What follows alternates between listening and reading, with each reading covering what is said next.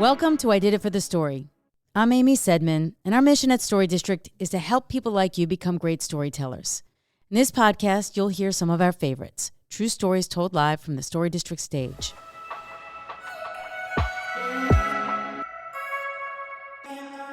In this episode, we feature one of our most seasoned storytellers. Derek Hills has been telling stories for many years, and he's worn many hats as an integral part of the Story District community. I couldn't think of a better story to share during Christmas. All right. How's everybody doing? Thank you. Thank you very much.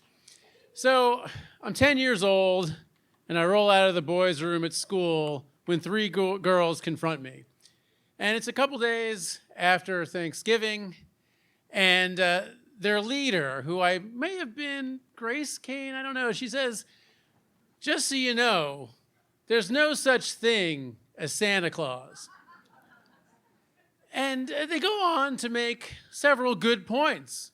Santa Claus does write an awful lot like my mother, and they definitely use the same wrapping paper. Now, I don't know what I did to get selected for this honor of knowledge, but I can tell you this, I'm not going to cop to a bunch of mean girls, even if they are right. So I tell them, "You're wrong.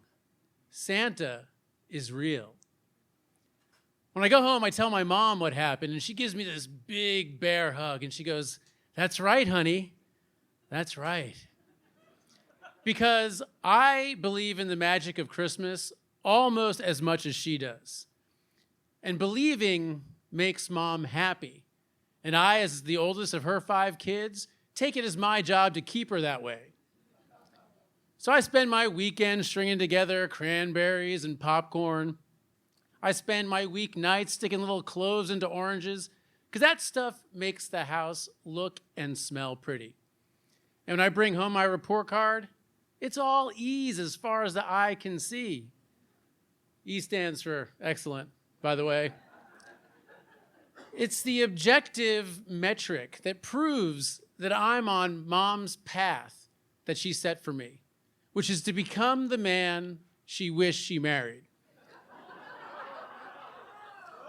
Now, judging from Mom's complaints, Dad is failing at his objective metric, which is to make enough money.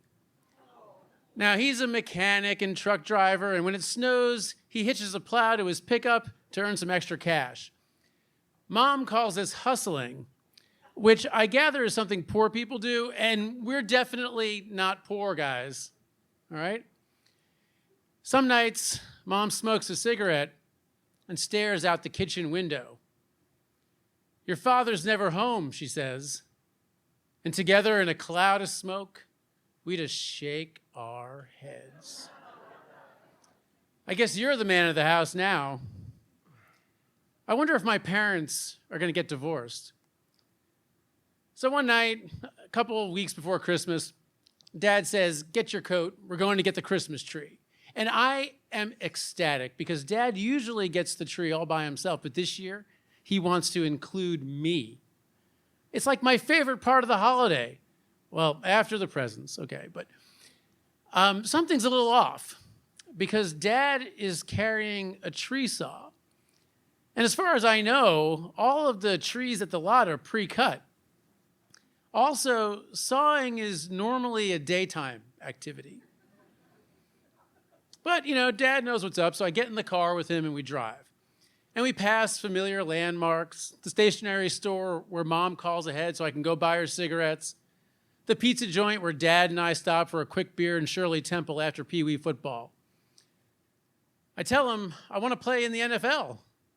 And he goes, whoa, son. You got to be pretty good to play in the NFL. Like, there are only 1,000 guys in the league.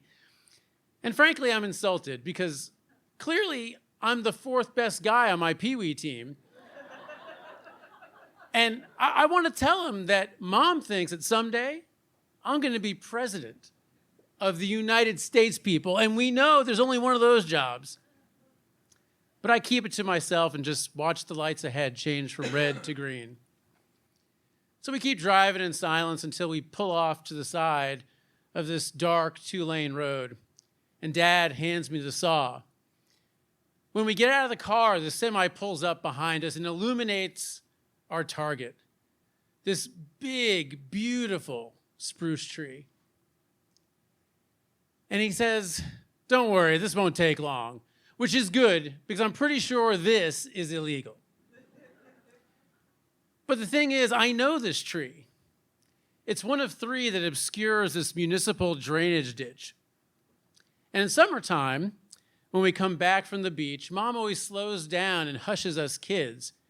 And for years she'd say, "You see that, guys? That would make a perfect Christmas tree." But I didn't think anything of it. I mean, she also thinks that rocket ships put holes in the ozone layer. But, part of me thinks that maybe she put Dad up to this, like this is an ultimatum or something.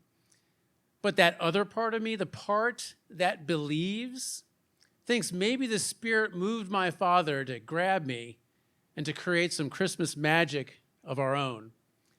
So Dad casually walks up to the tree and stands behind it like he's about to take a leak.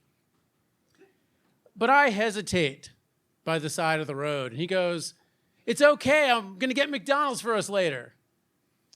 And that makes me relax because, he's thought this through.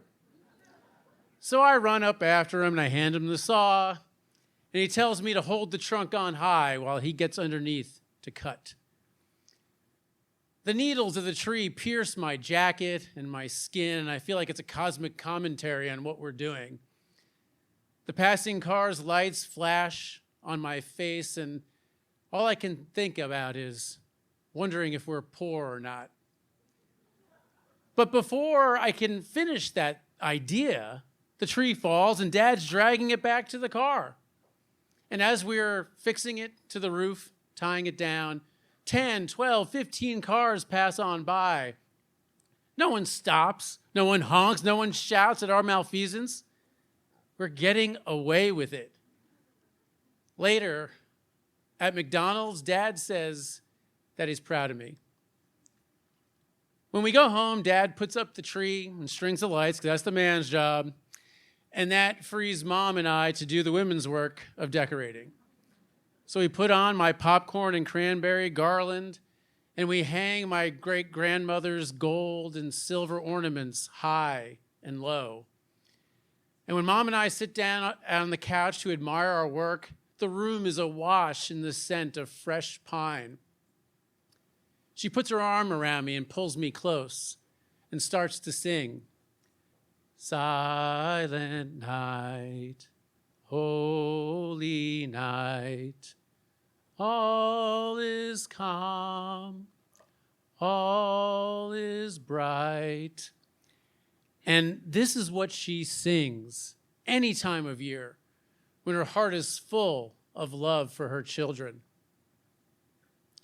But I can't help but think that I'm sitting in Dad's spot and that maybe there's only so much I can do to make her happy. I look around and I don't see Dad anywhere. And besides, I don't even know what Mom would sing to him if he were.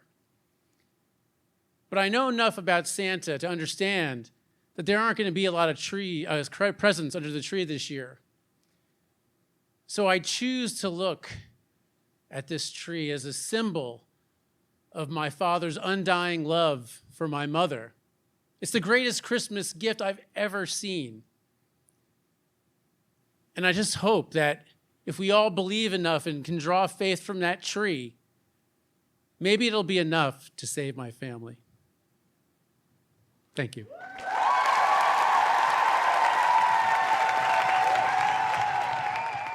Something about this story reminds me of poetry. Derek is so meticulous about the words he uses and the way he puts the piece together rhythmically. There's a cadence to it that gives it that poetic, writerly sound. And I think it's so beautifully crafted to invite us into his world and to see things through his young eyes. He somehow captures the bittersweetness of the moment, and he finds a way for us to relate to both his youthful hope, while also I feel like I'm relating to his mother in the story. Like I can imagine that this child is so excited about the tree, but he's able to paint the picture of a complicated adult relationship. Like bringing home that tree must have been so fraught. Like this big gesture must have had a different impact on his mother. But for him, he remembers it so sweetly. And so that just juxtaposition, I just think is so great and complex and thoughtful.